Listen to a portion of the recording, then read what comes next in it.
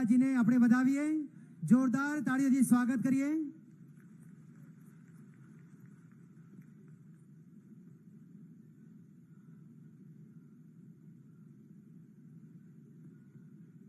નમસ્કાર।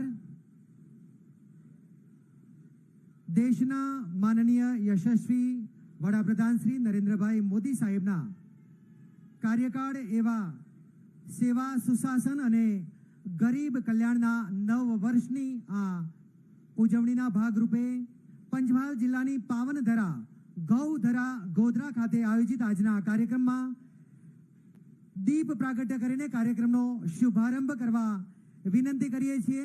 भारतीय जनता पार्टी माननीय राष्ट्रीय अध्यक्ष श्री जगत प्रकाश नड्डा जी तेमज सौ महानुभावों ने आपना कर कमलों थी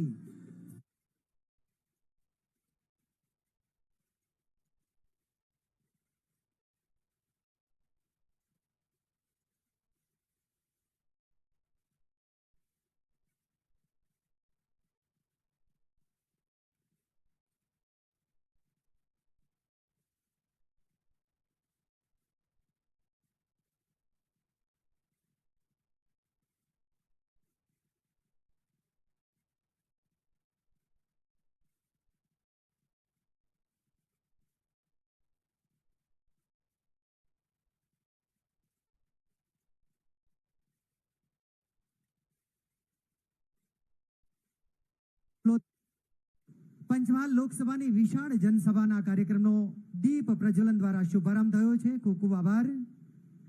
अने पंचमहाल लोकसभा आ विशाल जनसभा कार्यक्रम में शाब्दिक स्वागत माटे विनंती करीए छीए। हाँ, महानुभावों सौप्रथम स्वागत करीशुं मोमेंटो द्वारा। सौप्रथम विनंती करीए छीए जिला प्रभारी श्री भरतभाई डांगर साहेब ने तेमज जिला प्रभारी संजयभाई पटेल साहेब ने कि आप सौ मान्य जगत प्रकाश नड्डा साहेब नु स्वागत करशो। साथे तमाम प्रमुखश्रीओ मंत्रीश्रीओ पण जोड़ाशे। जिला प्रमुख श्री असीमभाई पटेल, जिला प्रमुख श्री दशरथ श्री बारिया, श्री अजयभाई ब्रह्मभट्ट खेड़ा जिल्लो, महामंत्री श्री कुलदीप सिंह सोलंकी, मयंकभाई देसाई, धवलभाई देसाई, महामंत्री महिसागर जिल्लो जयेन्द्रभाई बारोट, प्रदीप सिंह राठौड़ तेमज रावजीभाई पटेल विशाल हार द्वारा बन्ने जिल्लाना संगठनना माननीय प्रभारीश्रीओ, जिला प्रमुखश्रीओ अने महामंत्रीश्रीओ द्वारा स्वागत जिला भाजपनी टीम द्वारा मोमेंटो पण अर्पण थयो छे। जोरदार ताळीथी વધાવીએ।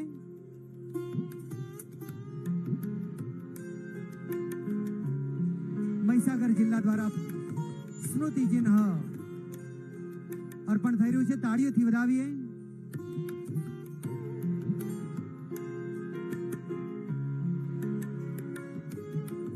माननीय सांसद श्री रतन सिंह राठौड़ साहेब ने विनंती है कंदोरो शाल द्वारा स्वागत करशो।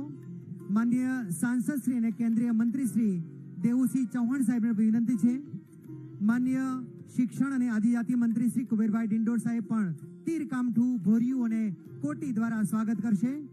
माननीय धारासभ्य श्री गोधरा श्री सी के रावजी साहेब, माननीय धारासभ्य श्री मोरवा हड़प श्रीमती निमिषाबेन सुथार साहेब, जयद्रथ जी परमार साहेब धारासभ्य श्री हालोल मोमेंटो ने शाल द्वारा, धारासभ्य श्री कालोल जयद्रथ जी परमार साहेब, मानसिंह चौहान धारासभ्य श्री बाला शिनोर और योगेंद्र सिंह परमार धारासभ्य श्री ठासरा ने पण विनंती है।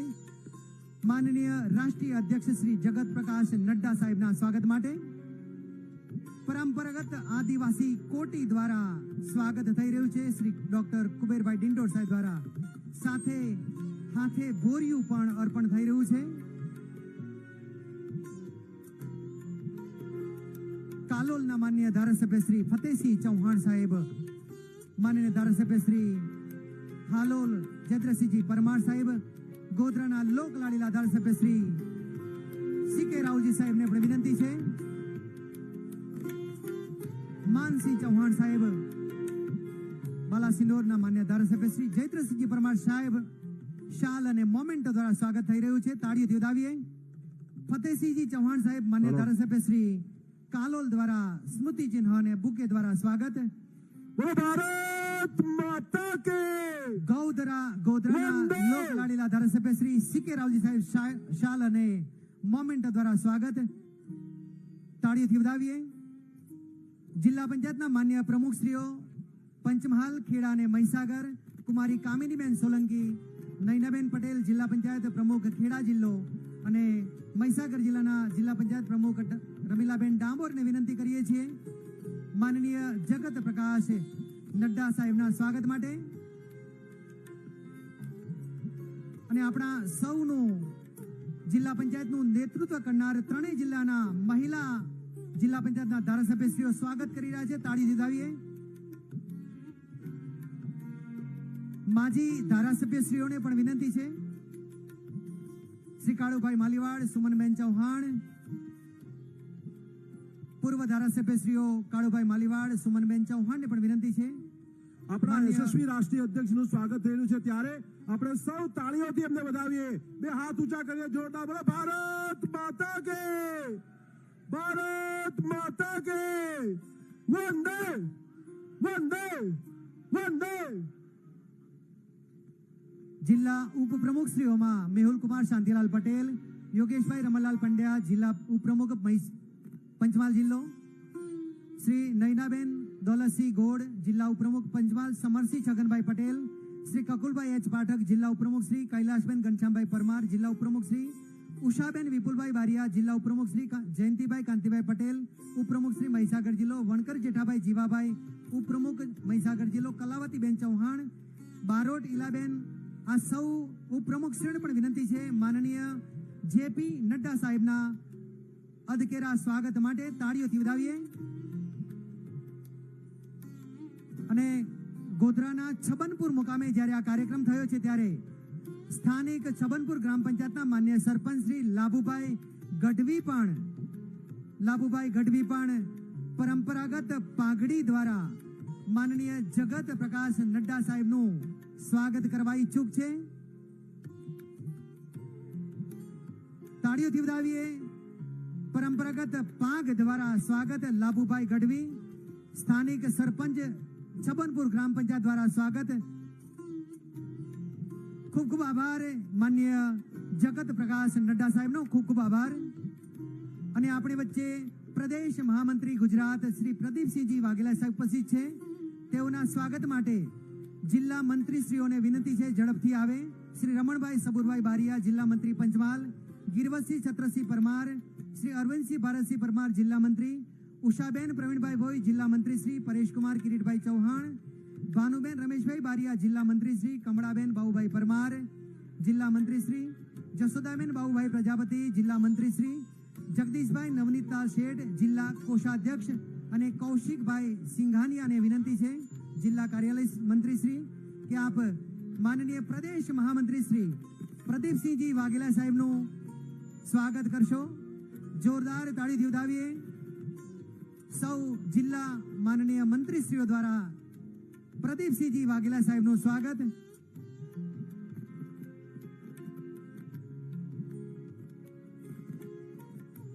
ત્યારબાદ આપણી વચ્ચે ઉપસ્થિત માનનીય પ્રદેશ ઉપાધ્યક્ષ શ્રી ગોરધનભાઈ ઝડાફિયા સાહેબના સ્વાગત માટે જિલ્લા મંત્રી શ્રી મહીસાગર રાજેન્દ્રભાઈ કે જોશી, શ્રી ચંદુભાઈ પ્રોફેસર ચંદુભાઈ એન બારિયા, મહામંત્રી શ્રી હરેશભાઈજી પટેલ, ભાવનાબેન ડી પટેલ, જવાનસિંહ ઠાકોર, ગીતાબેન ઠાકોર, મહેતા મિતેશ કુમાર, જીગરભાઈ પંડ્યા અને પિનાકીનભાઈ શુક્લને વિનંતી કરીએ છીએ માન્ય ઉપાધ્યક્ષ શ્રી ગોરધનભાઈ ઝડફિયા સાહેબના સ્વાગત માટે. ખૂબ ખૂબ આભાર. અને ઉપસ્થિત આ કાર્યક્રમમાં સૌ મંચસ્થ મહાનુભાવોનું પણ હાર્દિક સ્વાગત છે. સેવા, સુશાસન અને ગરીબ કલ્યાણના 9 વર્ષની ઉજવણીના ઉપલક્ષ્યમાં ભારતીય જનતા પાર્ટી દ્વારા આયોજિત પંચમહાલ લોકસભાની વિશાળ જનસભામાં શાબ્દિક સ્વાગત માટે વિનંતી કરીએ છીએ માનનીય સાંસદ શ્રી રતનસિંહ રાઠોડ સાહેબને.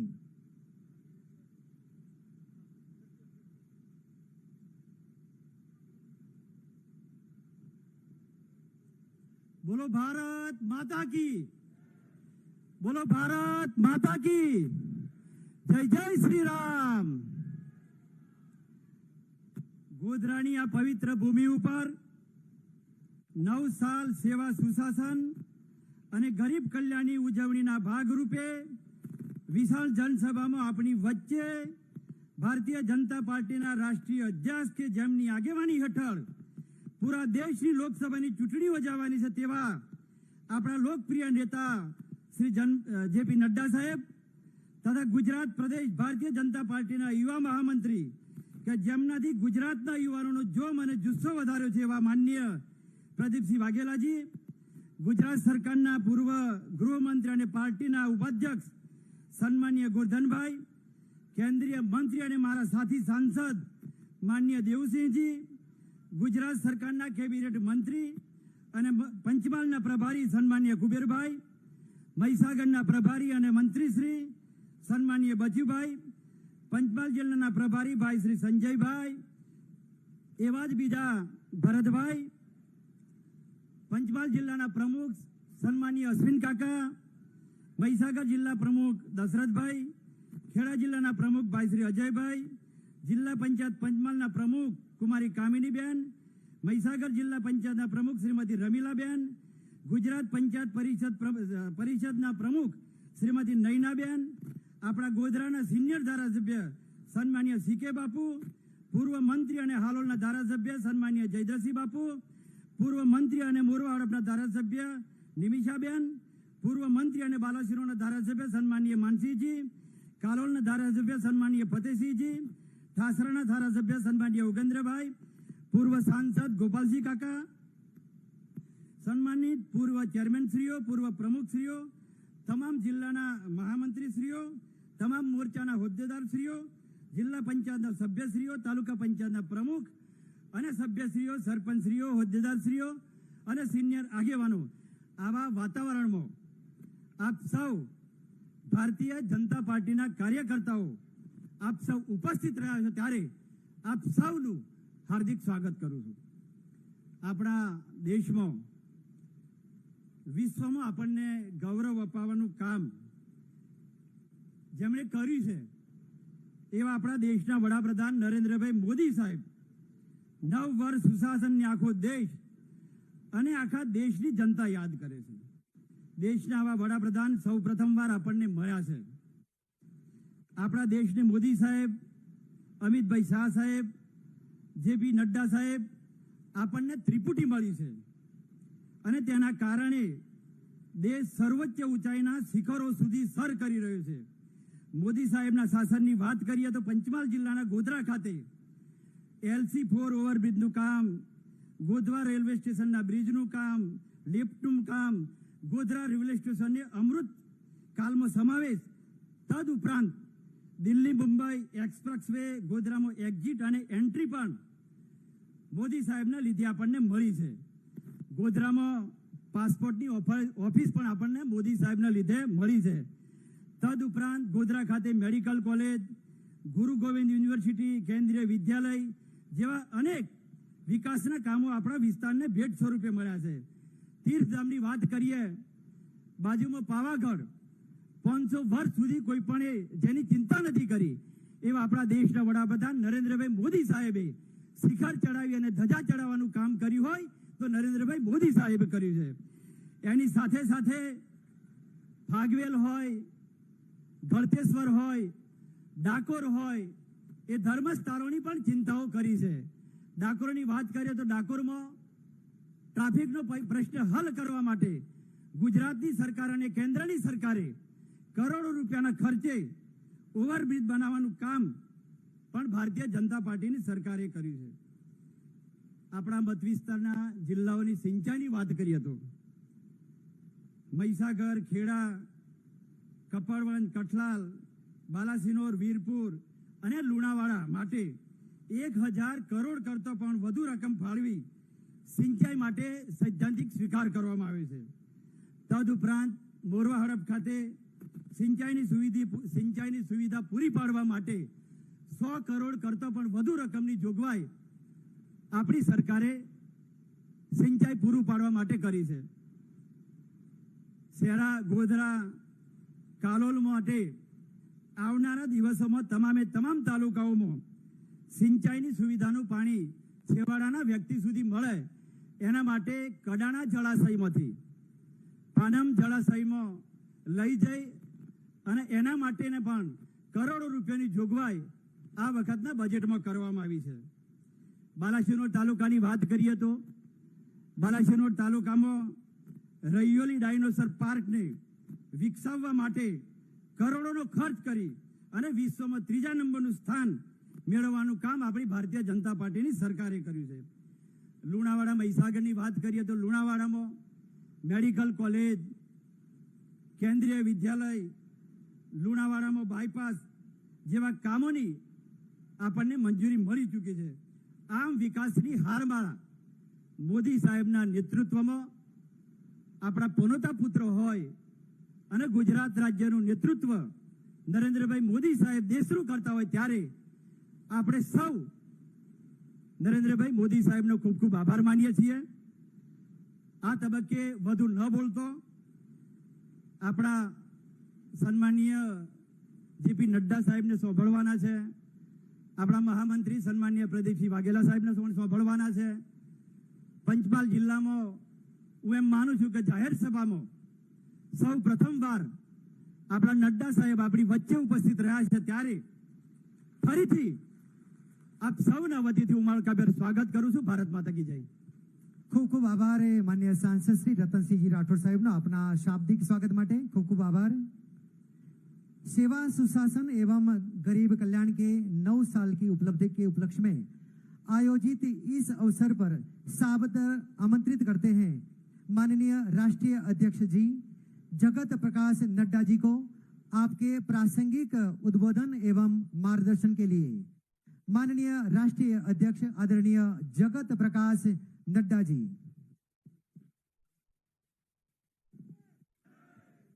बोलिए भारत माता की, भारत माता की, भारत माता की.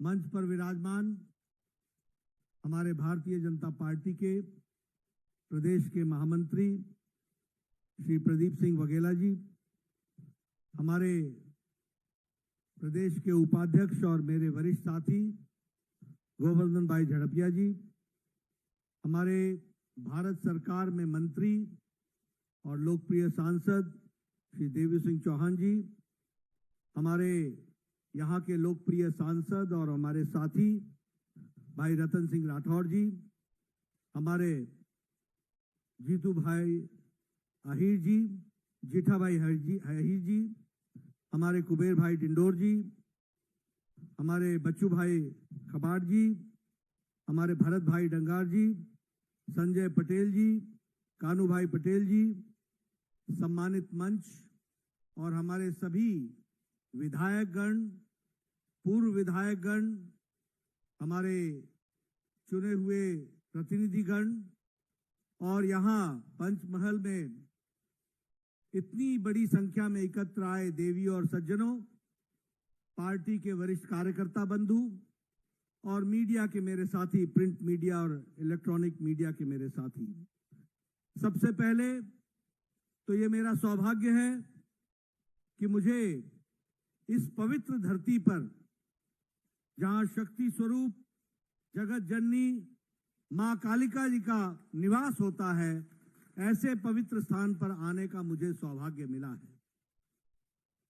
मैं इस धरती को नमन करता हुआ और जिसका जिक्र अभी रतन सिंह जी ने किया, जहां पावागढ़ के पवित्र मंदिर पर ध्वजारोहण भी होकर के उसे भी सुशोभित किया, ऐसी पवित्र धरती को मैं नमन करते हुए अपनी बात को प्रारंभ करता हूं. हम जानते हैं कि गुजरात का एक विशेष स्थान है देश में. ये वीरों की धरती है, ये सन्यासियों की धरती है, ये संतों की धरती है, ये समाज को सुधारक के रूप में देने वाली धरती है और इसको अगर कहा जाए तो भारत की चेतना को जगाते हुए आगे बढ़ाने वाले वीरों की धरती है. ऐसी धरती को मैं नमन करता हूं. आज अगर हम आजाद भारत से पहले देखें तो विषय बहुत से ऋषि मुनियों ने इस धरती को एक नई दिशा दी।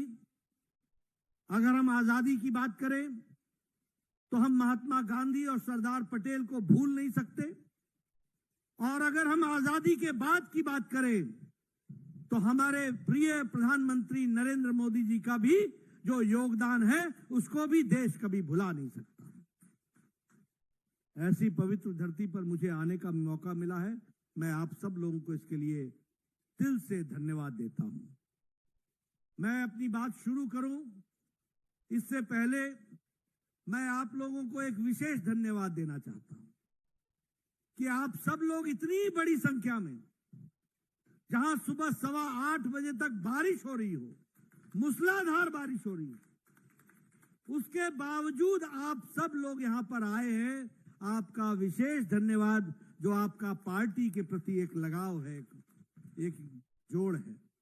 मैंने सुबह सुबह फोन किया प्रदीप सिंह जी को और हमारे गोवर्धन भाई को, रतन सिंह जी को, हमारे देवू सिंह जी को। हमने कहा देखो बारिश हो रही है, कोई प्रेशर मत रखना, कार्यक्रम हो सकता है तो करना, लेकिन हम भी कार्यकर्ता हैं, हमको मालूम है कि कितनी तकलीफ होती है, लेकिन आप सब लोग मौसम के विपरीत परिस्थिति में भी आप सब लोग आए हैं। आपका पुनः एक बार बहुत बहुत धन्यवाद। मित्रों, हम सब लोग बहुत भाग्यशाली हैं।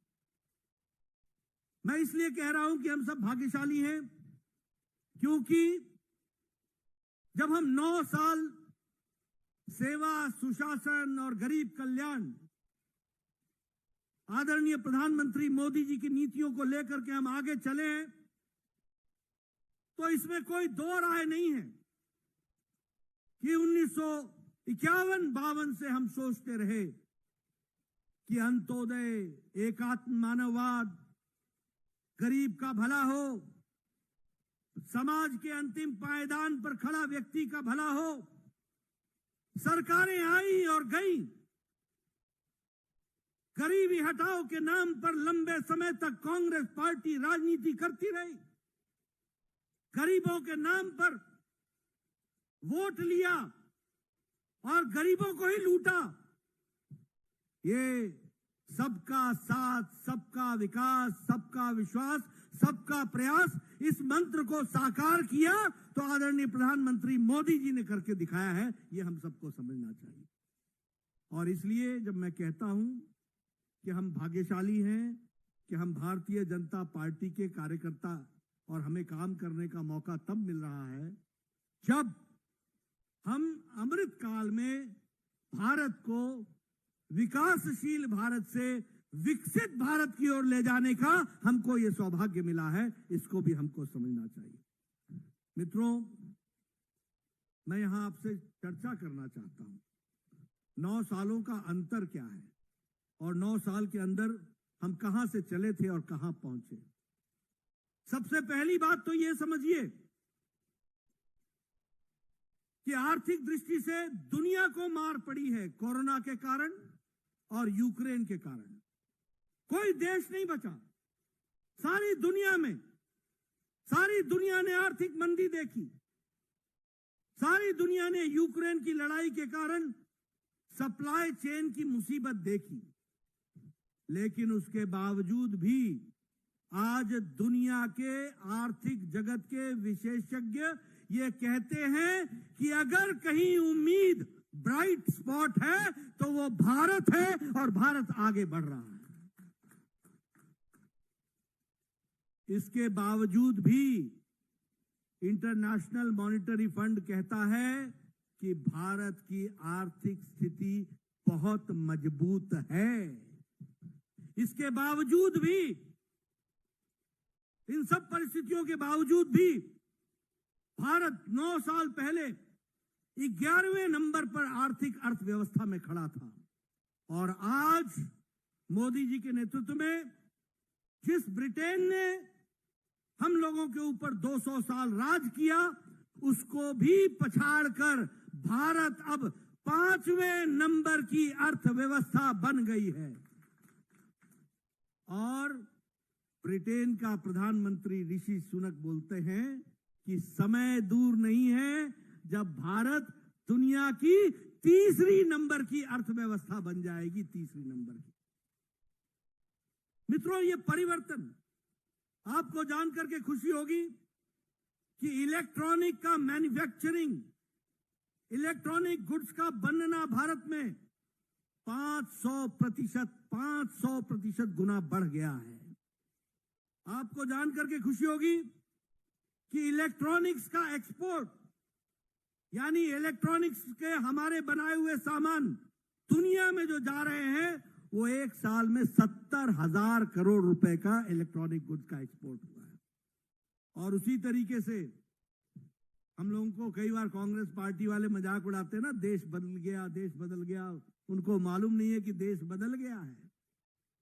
आप देखिए, 9 साल पहले 92% मोबाइल, 92% मोबाइल जो आप हाथ में लेकर घूमते हैं, यह विदेशों से बन करके आता था और सबसे ज्यादा चाइना से आता था।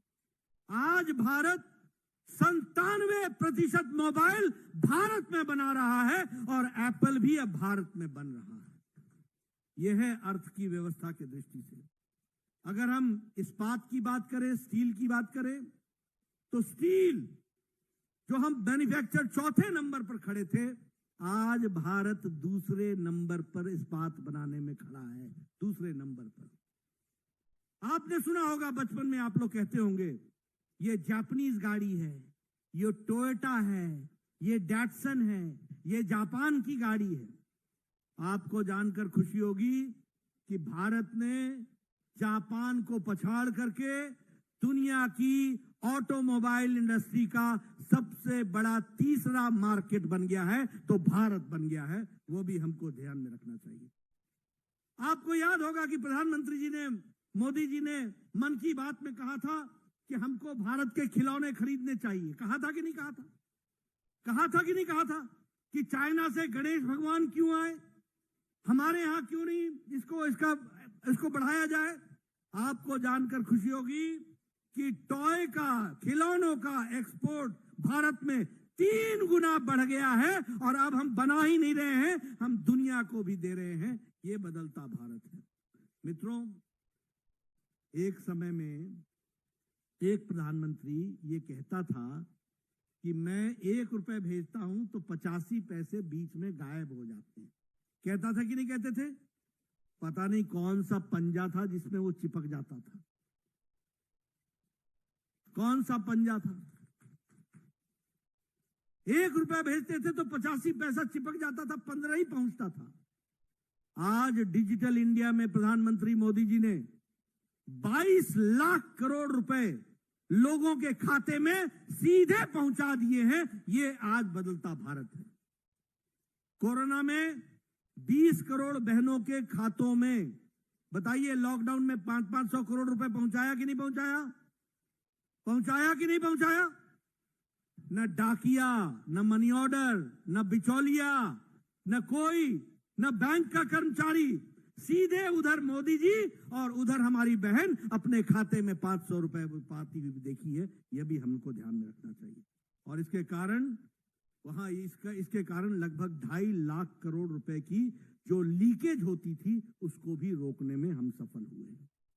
मित्रों, आप बताइए, आजकल अभी मैं आ रहा था तो मुझे हमारे मंत्री जी बता रहे थे कि यहां से भारतमाला का रोड जा रहा है, यहां से बनेगा। बताया था ना?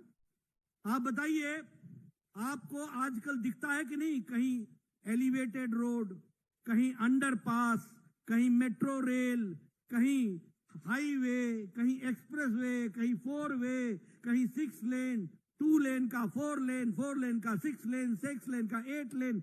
दिख रहा है कि नहीं दिख रहा है? दिख रहा है कि नहीं दिख रहा है? मित्रों, प्रधानमंत्री मोदी जी ने पिछले 9 साल में 18 लाख करोड़ रुपए इंफ्रास्ट्रक्चर पर खर्च किया है। 18 लाख करोड़ रुपए। और इस साल 10 लाख करोड़ रुपए एक साल के अंदर खर्च होने वाला है। यह है विकास की कहानी। 54,000 किलोमीटर की नेशनल हाईवे बनी है। 54,000 54,000 किलोमीटर की सड़क बनी है और ये दुनिया का सेकंड लार्जेस्ट नेटवर्क है सड़कों का, दुनिया का। 606 किलोमीटर की मेट्रो रेल बनी है और जो रेल की लाइनें बिछती हैं, 9 साल पहले एक दिन में 5 किलोमीटर की रेलवे लाइन बिछती थी, आज 14.5 किलोमीटर की लाइन प्रतिदिन बिछती है। ये फर्क है। 9 साल पहले एक दिन में 12 किलोमीटर की नेशनल हाईवे बनती थी, आज 29 किलोमीटर प्रतिदिन नेशनल हाईवे बन रहा है। ये विकास की कहानी है। 70 साल में 74 एयरपोर्ट बने और मोदी जी के 9 साल में 74 एयरपोर्ट बने। ये परिवर्तन हमको समझना चाहिए। और जिसमें से 8 एयरपोर्ट तो हमारे गुजरात में ही बन रहे हैं, 8 एयरपोर्ट। और उसी तरीके से 3,28,000 किलोमीटर की सड़क, ग्रामीण सड़क बनी है। कितनी? 3,28,000 किलोमीटर। यानी हर गांव को सड़क से जोड़ने का काम, हर गांव को हर मौसम में पक्की सड़क से जोड़ने का काम ये आदरणीय मोदी जी ने किया है। मित्रों, अभी अभी पहले मोदी जी जापान गए थे, फिर ऑस्ट्रेलिया गए थे, फिर पहले बीच में न्यू पपुआ गिनी भी गए थे और उसके बाद अभी अमेरिका भी गए थे। आपने देखा दुनिया ने किस तरीके से आदरणीय प्रधानमंत्री जी के बारे में चर्चा की। जो बाइडेन ने कहा कि मैं आपका इंतजार कर रहा हूं, अगले महीने आपने अमेरिका आना है। मेरी दिक्कत बढ़ रही है क्योंकि लोगों ने आपके लिए जो मैंने राजकीय भोज का आयोजन किया है उसमें लोग निमंत्रण मांग रहे हैं और मुझसे नाराज हो रहे हैं कि मोदी जी के भोज में हमको निमंत्रण क्यों नहीं है। यानी अमेरिका का राष्ट्रीय अध्यक्ष, प्रेसिडेंट, ये पहचान रहा है कि आदरणीय मोदी जी की शख्सियत अमेरिका में क्या धूम मचा रही है, इसको भी हमको समझना चाहिए। न्यू पपुआ गिनी के प्रधानमंत्री पांव छू करके अभिवादन करते हैं और कहते हैं ये प्रधानमंत्री नहीं है, मेरे गुरु है। हमारे ऑस्ट्रेलिया के प्रधानमंत्री कहते हैं Modi you are the boss, आप बॉस हो। न्यूजीलैंड का प्रधानमंत्री न्यूजीलैंड से फ्लाई करके सिडनी ऑस्ट्रेलिया में आते हैं कि हमारे प्रधानमंत्री ऑस्ट्रेलिया आए हैं, मैं इनसे मुलाकात करना चाहता हूं। अपना देश छोड़ करके वो आकर के मुलाकात करते हैं। ये भारत की छवि बनती है। कोई कहता है Modi you are the boss. हमारे एनएसए के फॉर्मर, यूएसए के जो है लीडर, वो कहते हैं you are the global leader. USA के फॉर्मर प्रेसिडेंट कहते हैं you are the reformer in chief. Elon Musk कहते हैं आई एम मोदीज फैन। इस तरीके से आदरणीय प्रधानमंत्री मोदी जी को दुनिया में माना जा रहा है। अभी इजिप्ट गए थे, सर्वोच्च सम्मान उनसे उनको सम्मानित किया गया। आदरणीय प्रधानमंत्री मोदी जी पहले प्रधानमंत्री हैं भारत के जिनको दुनिया के सबसे ज्यादा देशों ने सम्मानित किया है, तो आदरणीय प्रधानमंत्री मोदी जी को किया। ये हमारी शख्सियत है, ये आदरणीय प्रधानमंत्री जी की शख्सियत है जिसको दुनिया रिकॉग्नाइज कर रही है। और यहां हमारे कांग्रेसी भाई, इनको मोदी जी की तारीफ से पेट में मरोड़ होते हैं, मरोड़, तकलीफ होती है। ये मोदी जी का विरोध करते करते देश का विरोध करने लगते हैं। ये हमारे राहुल गांधी ब्रिटेन में जाकर के बोल रहे हैं कि भारत में प्रजातंत्र खतरे में है। बोलो, भारत में प्रजातंत्र खतरे में है क्या? खतरे में है क्या? हाँ, आपकी नेतागिरी खतरे में है, आपकी नेतागिरी खतरे में। और किस देश में बोल रहे हो जिसने 200 साल हमारे ऊपर राज किया? और कौन बोल रहा है जिसकी दादी ने 25 जून 1975 को इमरजेंसी लगा करके 1.5 लाख लोगों को जेल के शीशों के पीछे 19 महीने के लिए जेल भेज दिया था। वो प्रजातंत्र की बात कर रहे हो? हमारे 75,000 से ज्यादा लोग मीसा और डीआईआर में बंद हुए। लेकिन आपको ये Modi you are the boss, you are the reformer in chief, I am your fan, इसके सुनने से आपके पेट में मरोड़ होती है और बौखला जाते हो। क्या शब्द का इस्तेमाल करते हो? नीच, बिच्छू, सांप, चाय वाला। अरे जितना तुम ऐसी बातें करोगे, भारत की 140 करोड़ की जनता मोदी जी के साथ खड़ी होती है। इस बात को भी हमको समझना चाहिए। मित्रों, ये राजनीति हो गई है, इस तरीके की हल्की राजनीति। कोई स्तर नहीं रह गया, इतने बौखला गए हो। आदरणीय मोदी जी 140 करोड़ की जनता के लिए दिन रात काम कर रहे हैं, उनकी सेवा कर रहे हैं, उनको मजबूती प्रदान कर रहे हैं, और तुमको तकलीफ हो रही है, और तुम कहते हो कि तुम देश के भक्त हो, और तुम कहते हो कि मैं मोहब्बत की दुकान चला रहा हूं। सारे नफरत करने वाली बातें तुम करो और फिर बोलो मोहब्बत की दुकान चला रहे हैं। तुम नफरत का मेगा मॉल चला रहे हो। याद रखना, इस बात को आप समझ लेना। यह परिस्थिति आज आकर के खड़ी है। मित्रों, मैं अगर गुजरात की दृष्टि से बात करूं, आप बताइए, अभी अमेरिका गए, समझौता किया, अब माइक्रोन टेक्नोलॉजी और उसकी असेंबली यूनिट सेमीकंडक्टर्स की अहमदाबाद में आ रही है कि नहीं आ रही है, और 6,770 करोड़ रुपए उस पर खर्च होगा। उसी तरीके से गूगल अब यहां पर गिफ्ट सिटी में अपना ग्लोबल फिनटेक ऑपरेशंस का सेंटर खोलेगा, और उसमें 82,000 करोड़ रुपए गिफ्ट सिटी अहमदाबाद में लगाएगा। उसी तरीके से हमारे लगभग 1.25 लाख करोड़ रुपए के सेंट्रल गवर्नमेंट के प्रोजेक्ट्स गुजरात में चल रहे हैं। मैंने पहले बताया कि 8 एयरपोर्ट बन रहे हैं। धुलेरा का जो ग्रीनफील्ड का एयरपोर्ट है 1300 करोड़ रुपए का, वो भी बन रहा है। राजकोट का ग्रीनफील्ड 1400 करोड़ रुपए का बन रहा है। बताइए, राजकोट में All India Institute of Medical Sciences आ गया कि नहीं आ गया? 1200 करोड़ रुपए खर्च हुए कि नहीं हुए? 5 मेडिकल कॉलेज दिए गए गुजरात को कि नहीं दिए गए? 300 मेडिकल कॉलेज होते थे 2 साल पहले, आज 700 से ज्यादा मेडिकल कॉलेज हैं। ये प्रधानमंत्री मोदी जी की देन है। आप बताइए, वर्ल्ड हेल्थ ऑर्गेनाइजेशन का इकलौता ट्रेडिशनल मेडिसिन का सेंटर गुजरात में बन रहा है कि नहीं बन रहा है?